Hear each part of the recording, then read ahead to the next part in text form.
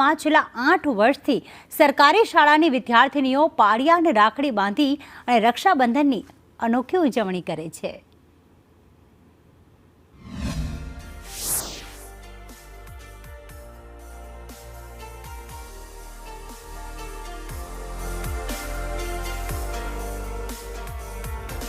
હળવદની સરકારી શાળા નંબર 4 અને એલ.એન. મહેતા ગર્લ્સ સ્કૂલની 100 જેટલી બાળાઓએ 300 થી વધુ પાળિયાને રાખડી બાંધી તેમની શૂરવીરતાને પ્રણામ કર્યા હતા।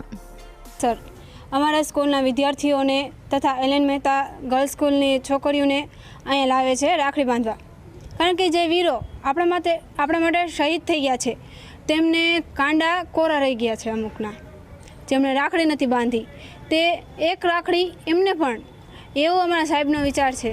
જનહિત કાજે પોતાના પ્રાણ ન્યોછાવર કરનાર શૂરવીરોના હાથ ખાલી ન રહે તે માટે આ નરબંકા શૂરવીરોને રાખડી બાંધવામાં આવે છે। અને અમે અહીંયા છેલ્લા 8 વર્ષથી રાખડી બાંધીએ છીએ। આ અમારું 9મું વર્ષ છે અને હું તો અહીંયા 5 વર્ષ, આ મારું 5મું વર્ષ છે રાખડી અહીંયા અમે બાંધવા આવી છીએ। અને બધા ઘરે ઉજવતા હોય છે રક્ષાબંધન, પણ અમે બધા અહીંયા કણે ગૌરક્ષા, બહેન દીકરીઓની રક્ષા કે સીમાડાની રક્ષા માટે પોતાના પ્રાણની આહુતિ આપનાર શૂરવીરોની કલાઈ સૂની ન રહેવી જોઈએ તે હેતુથી રાખડી બાંધવામાં આવે છે। દીકરીઓને અહીંયા ઘણો બધો હળવદનો ઇતિહાસ જાણવા મળ્યો છે।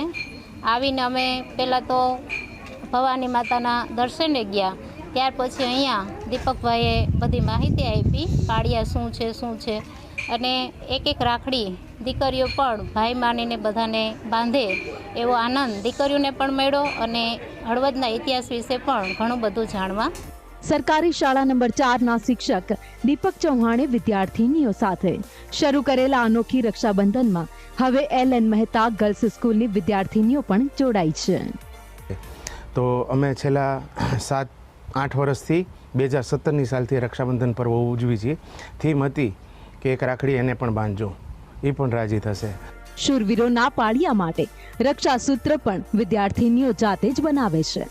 ભવાની ભૂતેશ્વરી માતાજી સમક્ષ પૂજા અર્ચના બાદ રાખડી પાળિયાને બાંધવામાં આવે છે। સંવાદદાતા જગદીશ પરમાર સાથે સંદેશ ન્યૂઝ, હળવદ, મોરબી।